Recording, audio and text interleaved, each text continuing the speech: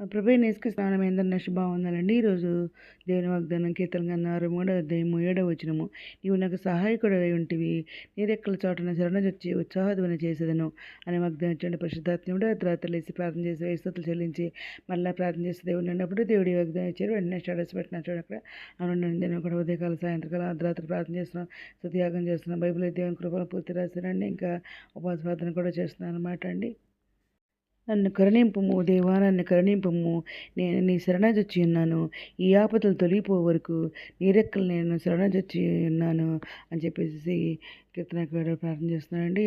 కీర్తన కింద 57వ అధ్యాయం 1వ వచనంలో ప్రార్థన చేస్తున్నామంటే ఇలాగ మనం కూడా ప్రార్థన చేసుకోవాలి.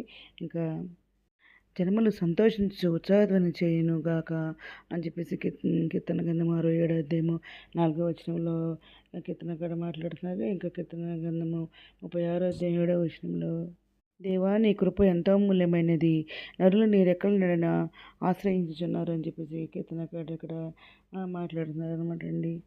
నీ కృపాతిశయములను చూపుము, ఒకడు తన కొన్ని పాపను కాపాడుకున్నట్లు నన్ను కాపాడము. నన్ను లయపరచుకోరు దుష్టులను పోగొట్టి కాపాడము.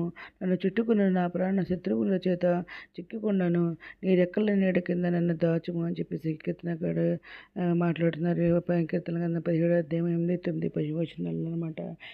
ఇంకా మహోన్నత చాటున చోటి సరశక్తి విశ్రమించేవాడు ఆయనే నాకు ఆశ్రయము, నా కోట, నేను నమ్ముకున్న నా దేవుడిని నేను యెహోవాను గురించి చెప్పుచున్నాను అని చెప్పేసి ఇక్కడ కీర్తనకారుడు మరి ప్రార్థన చేస్తున్నారు అనమాట. ఆ విధంగా మనం కూడా ప్రార్థన చేసుకోవాలి. 91వ కీర్తన 1-2 వచనాలు అనమాట. అయితే ఇవన్నీ కూడా మరి మనం దేవుడిని ప్రేమిస్తున్న వారికి ఆయన దయచేస్తారన్నమాట. ఈయన ఎందుకంటే ఆయన ప్రేమించే వారికి ఆయన దేన్ని ఆపదలోనే తప్పించేది దేవుడు అనమాట. అతడు మన నామం ఎరిగింది కాబట్టి అతను కనపరుస్తానని కూడా అంటున్నారు అనమాట. దేవుడిని ఎవరైతే ఎక్కువగా ప్రేమిస్తారో వారికి ఆపదల నుండి తొలగిస్తారనమాట. ఉన్న చాటు నివాసం చేసుకున్నాం కాబట్టి ఏ భయం రాకుండా మనల్ని కాపాడతారు, మన ప్రాణాన్ని కూడా కాపాడతారని ఇక్కడ వాగ్దానం ఇస్తున్నారు అనమాట అండి. ఆయన రెక్కల చాటున ఆయన రెక్కలతో మనకు కప్పుతారు, ఆయన రెక్కల కింద మనకు ఆశ్రయం కలుగుద్ది, ఆయన రెక్కల చాటున మనకు ఉత్సాహం చేసి సంతోషిస్తామని చెప్పేసి దినం మాట్లాడుతున్నారు అనమాట. రక్షణ, ఆనందం అన్నీ కూడా ఆయన రెక్కల కింద మనకు జరుగుతాయి. స్వస్థత కూడా ఆయన రెక్కల కింద వస్తుందన్నమాట. ఇవన్నీ కూడా మరి దేవుడు మనకు దయచేస్తున్నందుకు కృతజ్ఞతలు చెల్లించుకుంటూ మరి ఈరోజు మనం ప్రార్థన చేసుకుందాం. మౌనత శక్తి ముందర ఘనమైన నామానికి తీసుకొస్తున్నదండి.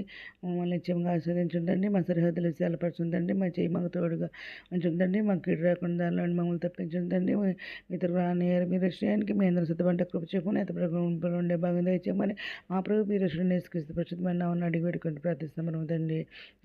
మీ అందరి ప్రార్థనలో మా కుటుంబం నుంచి కూడా పే చేయమని మనం చేసుకుంటున్నాను. ప్రభుత్వంలో మీ సహోదరి. God bless you.